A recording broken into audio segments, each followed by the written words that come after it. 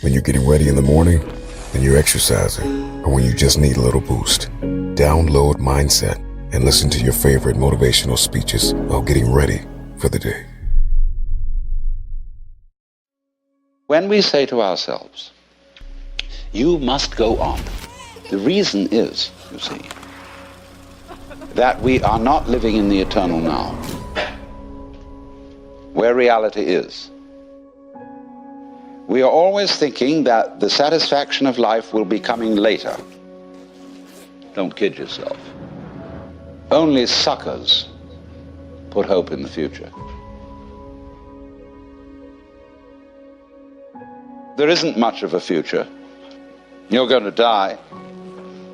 So, therefore, this hope for the future is a hoax. It's a perfect hoax. Because you're not fully alive now, you think maybe someday you will be. Look, supposing I ask you, what did you do yesterday? Most people will say, well, I got up at 7:30 and I brushed my teeth and I read the newspaper over a cup of coffee. And then I looked at the clock and dressed and got in the car and drove downtown and did this and that in the office and so on, and you go on and on and on, and you suddenly discover that what you've described has absolutely nothing to do with what happened.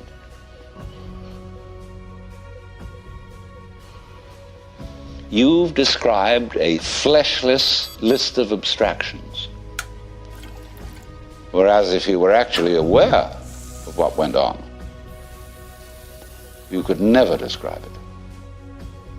Because nature is multidimensional, language is linear. Language is scrawny. And therefore, if you identify the world as it is with the way the world is described, it's as if you were trying to eat dollar bills and expect a nutritious diet. Or eat numbers. A lot of people eat numbers. People play the stock market. They're doing nothing but eating numbers. And they're always unhappy. Absolutely miserable, because they never get anything. So therefore, they always hope more is coming, because they believe that if they eat enough dollar bills, eventually something satisfactory will happen. So eating the abstractions all the time, we want more time.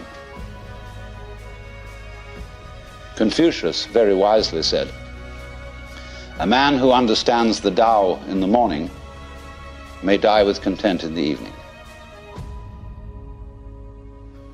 Because when you understand, you don't put your hope in time. Time won't solve a thing. And the Christian word for sinning in Greek is amatanin, which means to miss the point. And the point is eternal life, which is here and now. What is important about people, this is the great credo of the West, is their unique individuality. And we have been given an immense psychic investment in our own individuality by our upbringing. What are you going to amount to? What are you going to contribute to human life? What's your particular destiny going to be? You see, every one of you feels that you're the center of the universe, and that everything else is happening around you in a circle. You can turn around and you can see sort of equally far in all directions, especially if you're in a ship in the middle of the ocean. So you're in the middle. Here's a ball. What point on this ball is the center of its surface? You can see at once that any point can be the center of its surface. So legitimately, all points in the universe are the center. So everybody's in that situation. And at that depth of your existence, we are all like the nerve ends on your own skin. See, at every point on your skin, there's a little nerve end going beep and getting information from the outside world. Another and another and another, all over. and they all constitute your total sensitivity. So in the same way, when all these people sitting around here, with their little eyes and little ears and things, they're going beak, and they're all really one common center called I, which is looking at itself from ever so many different points of view. Only we are so close to it, and we are so absorbed in the different ways each one of them is doing, that we neglect the community underneath. If in other words, someone from an entirely different form of biology came to this planet and looked at us, he wouldn't know the difference between Negroes, Greeks, Armenians, and white Anglo-Saxon Protestants. They would all look to him exactly the same. He'd look at a group like this here, and he would call it a thing. What is transmitted all the time is the repetition of pattern, the repetition of certain rhythms. You should all study, incidentally, the drawings of a great Dutch artist by the name of Escher. He has a book of the most fantastic patterns, where you will see, for example, an arrangement of devils. And when you look at the background, it's an arrangement of angels. That everything goes with its counterpoint. So that when you look at one of Escher's pictures, you don't know which is the foreground and which is the background. You just flip, flip, flip, flip, flip, and you can have it either way. Well, everything's like that. Only because, as I said, we are fascinated with what we have at the moment selected as the foreground. We say, for. Any experience that we have through our senses, whether of sound or of light or of touch, is a vibration.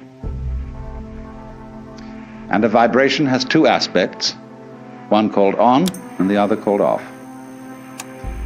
Vibration seems to be propagated in waves, and every wave system has crests and it has troughs. And so life is a system of now you see it, now you don't. And these two aspects always go together. For example, sound is not pure sound. It is a rapid alternation of sound and silence. And that's simply the way things are. Only you must remember that the crest and the trough of a wave are inseparable. Nobody ever saw crests without troughs or troughs without crests, just as you don't encounter in life people with fronts but no backs. Just as you don't encounter a coin that has heads but no tails. And although the heads and the tails, the fronts and the backs, the positives and the negatives are different, they're at the same time one.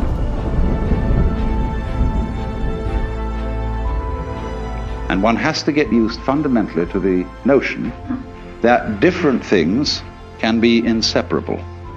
That what is explicitly two can at the same time be implicitly one.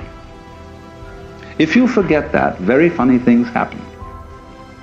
Because you see, the human awareness is a very odd mechanism. We have, as a species, specialized in a certain kind of awareness, which we call conscious attention. The price which we pay for specialization in conscious attention is ignorance of everything outside its field. I would rather say ignorance than ignorance. You tend, therefore, to see the world in a disintegrated aspect.